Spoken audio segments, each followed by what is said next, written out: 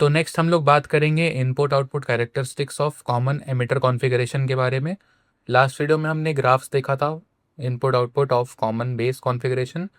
इस वीडियो में हम लोग कॉमन एमिटर के बारे में जानेंगे, उसके बारे में हम लोग सारा यहाँ पे इनपुट आउटपुट कैरेक्टरिस्टिक्स को डिस्कस करेंगे। ठीक है, तो जो स्टेप्स होंगे वो बिल्कुल सेम होंगे जो हमने पहले करा था कॉमन बेस में। सबसे पहले हम लोग यहाँ पे सर्किट बना लेंगे। तो कॉमन एमिटर को हम लोग पहले ड्रॉ कर लेंगे।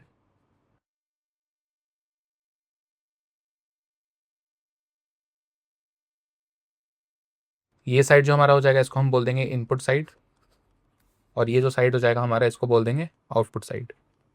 ठीक है, ये हो गया इनपुट, ये हो गया आउटपुट। तो इसको ड्रॉ कर लेते हैं। ये एन पी एन डायरेक्शन होगा पी टू एन एमीटर की तरफ। तो इसको अब हम लोग यहाँ पे तो इसे बैटरी लगा देते हैं। ये हो गया पॉजिटिव, ये हो गया नेगेटिव। पी साइड को हमने पॉजिटिव करा है तो इसको हमने फॉरवर्ड बायस कर दिया है। ठीक है, और यहाँ पे एन को हम लोग पॉजिटिव कर देंगे और इसको नेगेटिव, तो ये रिवर्स बायस हो गया है ना, एन साइड को नेगेटिव कर दिया। ठीक है, ये प्लस हो गया, ये माइनस हो गया, ये प्लस हो गया, ये माइनस हो गया। ठीक है, यहाँ पे करंट फ्लो करेगा IC, जो कि इधर आएगा IC, और यहाँ पे करंट फ्लो करेगा IB, एंड यहाँ पे करंट फ्लो करेगा IE। ठीक है, तो ये हमारा कॉमन एमिटर कॉन्फ़िगरेशन ड्रॉ हो गया। अगर आपको ये समझ में नहीं आया कि ये कैसे हुआ तो इसका मतलब आपने वीडियो जो है वो ध्यान से नहीं देखा है। तो कॉमन एमिटर का वीडियो ऑलरेडी अपलोडेड है, उसमें सब कुछ डिटेल में बताया मैंने, तो उसका टेंशन नहीं लेना है। पहले आप उस वीडियो को देखो, फिर आपको ये ग्राफ समझ में आ जाएगा, मतलब ये कॉन्फ़िगरेशन समझ में आ जाएगा। ठीक है, तो अब हम लोग बात करेंगे इसके ग्राफ्स के बारे में। ठीक है, तो सबसे पहले मैं लिख लेता हूँ इस साइड में इनपुट वोल्टेज, इनपुट करंट। ठीक है, और इस साइड लिख लेता हूँ आउटपुट वोल्टेज और आउटपुट करंट। ठीक है, तो ये सब चीज़ें हमको चाहिए होंगी ग्राफ बनाने के लिए। तो इनपुट वोल्टेज क्या होगा, देखो वोल्टेज हायर पोटेंशियल पे कौन सा है, बी, और ये ई, तो यानी कि इनपुट वोल्टेज जाएगा VBE। ठीक है, क्योंकि यहाँ पे इनपुट साइड से देखेंगे, इसको तो हमने बैटरी बोल दिया, इसको बोल दो VBB बोल देते हैं, और इस बैटरी को हम बोल देंगे VCC। ठीक है, ये तो बैटरी लगाई हमने, हम पोटेंशियल यहाँ पे डिफरेंस की बात कर रहे हैं। ये VBE हो जाएगा, VB देखो क्योंकि ये प्लस हायर पोटेंशियल पे और ये ई लोअर पोटेंशियल पे, तो इसको हम लिखेंगे VBE। जो हायर होता है उसको पहले लिखते हैं। इनपुट करंट आपका हो जाएगा IB, बेस करंट। ठीक है, आउटपुट वोल्टेज क्या हो जाएगा, देखो हायर पोटेंशियल पे कौन है, C, तो ये हो जाएगा VCE। लोअर पोटेंशियल पे कौन है, E है, देख रहे हो, तो ये E हो जाएगा लास्ट में। ठीक है, इसको आप VEC नहीं लिख सकते हैं, गलत हो जाएगा। ठीक है, और आउटपुट करंट हो जाएगा आपका IC। ठीक है, अब हम लोग बात करेंगे इनपुट कैरेक्टरिस्टिक्स की। तो इसमें हम प्लॉट कौन सा ड्रॉ करेंगे, इसमें हम प्लॉट बनाएंगे, इसमें हम प्लॉट बनाएंगे IB वर्सेस, देखो इनपुट इनपुट कैरेक्टरिस्टिक्स है तो input current versus input voltage. ठीक है, और यहाँ पे आपको चेंज क्या करना है, डेल्टा। हम लोग आउटपुट वोल्टेज को चेंज करेंगे। ठीक है, आउटपुट वोल्टेज को चेंज करेंगे, डेल्टा VCE, या फिर यहाँ पे पहले आउटपुट वोल्टेज लिख देता हूँ मैं। ठीक है, तो इसका क्या मतलब हो गया, इनपुट करंट, इनपुट करंट क्या है आपका, इनपुट करंट क्या है भाई, IB वर्सेस, और इनपुट वोल्टेज है VBE, और यहाँ पे हम लोग चेंज क्या करेंगे, डेल्टा VCE, है ना, VCE को हम वैरी करेंगे और हम यहाँ पे रिलेशन देखेंगे ग्राफ में। ठीक है, तो ग्राफ अब ड्रॉ कर लेते हैं कुछ इस तरह से। आपने जो ग्राफ कॉमन बेस में बनाया था सेम टू सेम ग्राफ आने वाला है। ठीक है, मैं बिल्कुल भी इसके लॉजिक में नहीं जाऊंगा क्योंकि ऐसा क्यों आता है भाई, वो कहीं रिक्वायर्ड नहीं है। हम लोग बेसिक इलेक्ट्रॉनिक्स पढ़ रहे हैं, कहीं पे भी रिक्वायर्ड नहीं है। ठीक है, तो जितना चीज़ काम का है मैं उतना ही बता रहा हूँ आपको।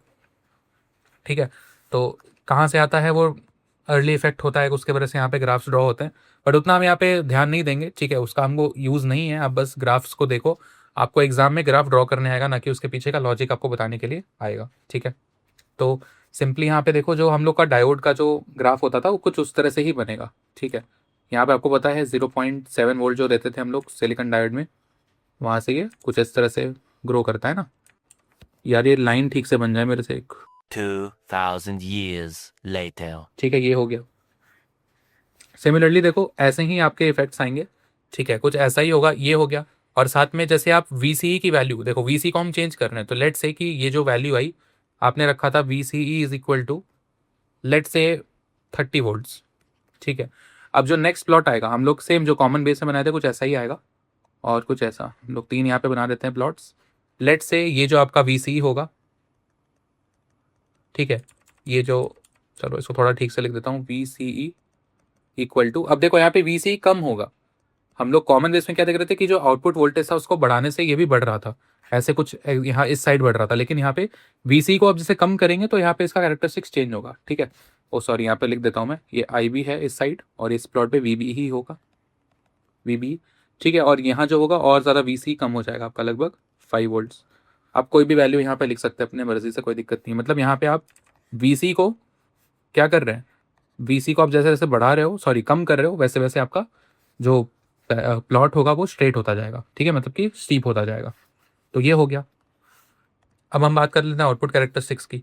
तो आउटपुट कैरेक्टरिस्टिक्स कैसे ड्रॉ होगा, ये आपका ड्रॉ होता है input sorry output current versus output voltage. ठीक है, और आप यहाँ पे क्या कांस्टेंट रखते हो, आप यहाँ पे क्या कांस्टेंट रखते हो, इनपुट करंट हम लोगों ने देखा था। ठीक है, यहाँ पे इनपुट करंट, ये हम लोग यहाँ पे मतलब कि सॉरी कांस्टेंट नहीं, रियली सॉरी कांस्टेंट नहीं, इसको हम लोग चेंज करते हैं। ठीक है, इनपुट करंट को चेंज करते हैं, तो यहाँ पे इनमें क्या फ़र्क आ रहा है ये हम लोग यहाँ पे आउटपुट में ऑब्जर्व करेंगे। ठीक है, तो आइए इसको हम ड्रॉ कर लेते हैं, यहाँ पे लिख भी लेते हैं क्या क्या होने वाला है। आउटपुट करंट हमारा क्या है, IC वर्सेस आउटपुट वोल्टेज क्या है, VCE, और यहाँ पे हम लोग चेंज किसको करेंगे, इनपुट करंट IB को। ठीक है, तो यहाँ पे प्लॉट बना लो, ये IC हो जाएगा, ये हमारा VCE हो जाएगा, इसको हम वोल्ट्स में लेंगे, इसको हम मिली एम्प्स में लेंगे, ये मैंने लिखना भूल गया, ये मिली एम्प्स में लेंगे, इसको हम वोल्ट्स में लेंगे। ठीक है, यहाँ पे फिर आप E=10 लिख सकते हो, ये लिखने की जरूरत नहीं है, वोल्ट्स काट सकते हो इसको। ठीक है, ये हो गया। तो अब यहाँ पे आप देखो, यहाँ पे लिखो, लेकिन मेंशन कर देना आपने इसको वोल्ट्स में लिया है, तब आप लिख सकते हो। ठीक है, थोड़ा क्लीन दिखेगा और कोई बात नहीं है। ठीक है, तो ये वाला ग्राफ भी बिल्कुल जो हमने पहले बनाया था उसके जैसा ही बनेगा। बस आपको यहाँ पे क्या करना है, जो हमारा कॉमन बेस में इधर से स्टार्ट हो रहा था, राइट, यहाँ पे ऐसे हमारा कॉमन बेस में आ रहा था, तो इसमें ऐसा नहीं आएगा, इसमें आप सिंपली इधर से ही स्टार्ट करोगे। एक चीज़ को देखना, ऐसे करके हमारा ग्राफ्स आता है कुछ इस तरह से। सबसे पहला प्लॉट ऐसा आएगा, उसके बाद जो नेक्स्ट प्लॉट होगा वो कुछ इस तरह का आएगा। ठीक है, वो प्लॉट कुछ इस तरह का आएगा। फिर आप जैसे जैसे इनपुट जो आपका आउटपुट इनपुट करंट को आप जैसे जैसे बढ़ाएंगे वैसे वैसे ये ग्राफ कुछ इस तरह से आएगा। ठीक है, तो इसको मैं ऐसे बना लेता हूँ, और सारे ऑरिजिन पे ही रहेंगे, याद रखना इधर। ठीक है, कुछ इस तरह का प्लॉट आएगा। ठीक है, और यहाँ पे आप लिखेंगे IB, जो IB करंट है वो सबसे पहले यहाँ पे 0 मिली एम्प्स। ठीक है, उसके बाद IB यहाँ पे इंक्रीज होगी, इसको हम लिख लेते हैं 10 मिली एम्प्स। आप कोई सा भी रैंडम वैल्यू ले सकते हैं, कोई दिक्कत नहीं है, 20 मिली एम्प्स। ठीक है, IB=30 मिली एम्प्स। अब आप पूछोगे कि यहाँ पे 0 पर तो 0 आना चाहिए, बट आपको पता है सैचुरेशन करंट होता है, और यहाँ पे सैचुरेशन करंट का थोड़ा सा कॉन्सेप्ट अलग होता है, मैं आपको बता देता हूँ। जो हमने सैचुरेशन करंट का फॉर्मूला बनाया था, आपको याद होगा क्या था, IC=α times IE plus ICBO। ठीक है, ये हम लोगों ने इसको डिराइव किया था, आपको वीडियो में देख लेना पीछे, कौन से वीडियो में मुझे एग्जैक्टली याद नहीं है, बट ये वीडियो में हमने इसको डिराइव किया था। ठीक है, तो IC=α times IE plus ICBO। ठीक है, तो एक बीटा के साथ भी रिलेशन होता है इसका, क्योंकि अल्फा का तो हम लोग कॉमन बेस में उसको यूज़ करते हैं, अल्फा जो करंट गेन होता है, बीटा जो होता है उसके साथ भी एक रिलेशन होता है।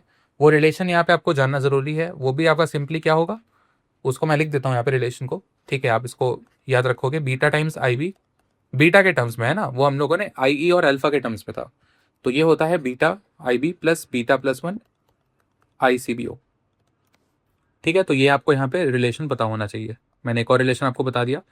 ठीक है, ये सिंपल कुछ नहीं, ऐसा मत सोचना कि कहाँ से आ गया, वो हमने अल्फा के टर्म्स में, आप चाहो तो इसको भी डिराइव कर सकते हो, वो हमने अल्फा के टर्म्स में निकाला था, ये बीटा के टर्म्स में। ठीक है, तो यहाँ पे आप देखो, ये डिफरेंट वैल्यूज पे ऐसे करके आपका आ जाएगा। ठीक है, तो ये आपको समझ में आ गया।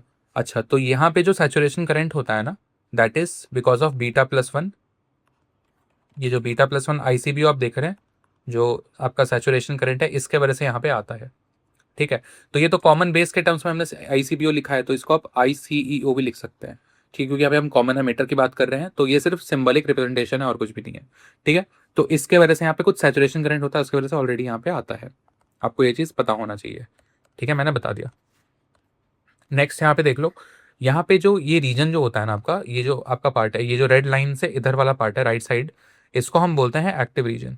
ठीक है, ये आपका एक्टिव रीजन होता है, तो ये भी आपको पता होना चाहिए। तो इतनी चीज़ें आप अगर ड्रॉ कर देंगे तो आपका यहाँ पे कोई भी मार्क्स नहीं कटेगा।